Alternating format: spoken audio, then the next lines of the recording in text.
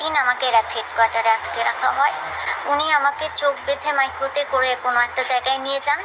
তারা তো ভালো আচরণ করতে জানে না, খারাপ আচরণই করেছে। 2021-এর 28শে জুলাই আমাকে আমার বাসা থেকে র্যাব হেডকোয়ার্টারের স্কোয়াড্রন লিডার আলী আশরাফ বাসা থেকে নিয়ে যান। বাসা থেকে নিয়ে যাওয়ার পর 5 দিন আমাকে র্যাব হেডকোয়ার্টারে আটকে রাখা হয়। তো 5 দিন আটকে রাখার পর 6 ডেতে র্যাব হেডকোয়ার্টার থেকে আবার র্যাব 4-এ পাঠানো হয়। র্যাব 4-এ অ্যাডিশনাল এসপি মোহাম্মদ আখতারুজ্জামান, উনি তখন সিনিয়র এসপি ছিলেন। উনি আমাকে চোখ বেঁধে মাইক্রোতে করে কোনো একটা জায়গায় নিয়ে যান। পরে আমি জানতে পারি ওটা মিরপুর 1। তো ওখানে নিয়ে গিয়ে উনি মাদক সহ আমাকে ভিডিও করেন। আর এরপর আবার আমাকে র্যাব হেডকোয়ার্টারে নিয়ে যাওয়া হয়। ওখানে গিয়ে আগেই বডি মেজারমেন্ট নিয়ে রেখেছিল ওরা যখন বাসা থেকে নিয়ে গেল। তো এরপর তারা নিজেরাই মানে তৈরি করেছে যেটা ইউনিফর্ম, আর তাদের তৈরি আরও কিছু ড্রেস ছিল, ব্লেজার, শুজ, এগুলো পরায় এবং এগুলো পরিয়ে ছবি তোলে। এগুলো পরে ভিডিও ছবি এগুলো তোলার পর তারপর 1 আগস্ট 2021 তারপর বিকেলে কাউরান বাজার এক মিডিয়া সেন্টারে নিয়ে গিয়ে প্রেস ব্রিফিং করে কমান্ডার খন্দকার যে ওই দিনই সকালবেলা আমাকে মাদক সহ এবং সব পেপারস যা ছিল সব কিছু নিয়ে আমি মিরপুর 1-এ ছিলাম মাদক পাচারকারী দলের সাথে। মানে আমাকে প্রেজেন্ট করা হয়েছে মাদক ব্যবসায়ী, তারপর ওখান থেকে অ্যারেস্ট করা হয়েছে 6 ডেতে।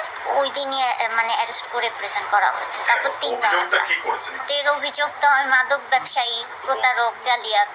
ট্রাইব্যুনালের কাছে আপনার এক্সপেকটেশন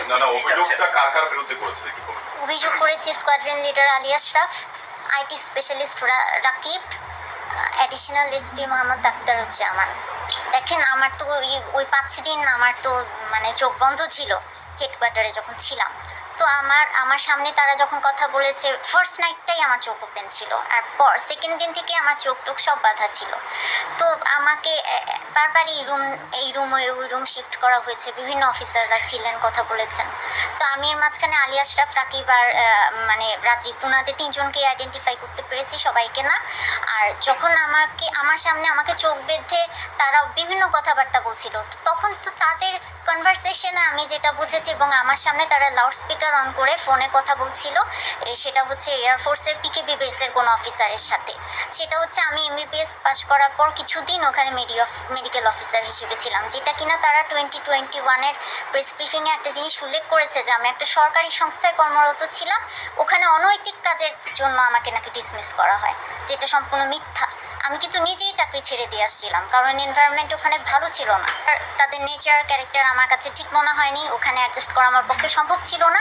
প্লাস আমার পোস্ট গ্রাজুয়েশন করতে হবে, আমি বাইরে চলে যাবো, লাইসেন্সিং পরীক্ষা দেবো, অনেক প্রেশার আমার জীবনে। আমি চলে আসি। না, ওই 5 দিন আপনার সাথে কোনো খারাপ আচরণ করা হয়েছে? তারা তো ভালো আচরণ করতে জানে না, খারাপ আচরণই করেছে, অবশ্যই খারাপ আচরণ করেছে। তখন আমি একটা মানে আমার অপারেশনের পরবর্তী স্টেজ, আমি একটা পোস্ট অপারেটিভ পেশেন্ট ছিলাম, ACLT এর রিকনস্ট্রাকশন সার্জারি হয়েছে।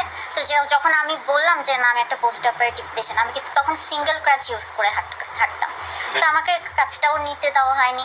তো এবং যখন আমি বললাম যে আমার এই অপারেশন হয়েছে, এই সার্জারি, তখন আলী আশরাফ আমাকে বলেছেন বাংলায় কম যায় না। এটা যদি হয় একজন স্কোয়াড্রন লিডারের ল্যাঙ্গুয়েজ, তাহলে তাদের বিহেভিয়ার কি হতে পারে, তাদের কাছে কি এক্সপেক্ট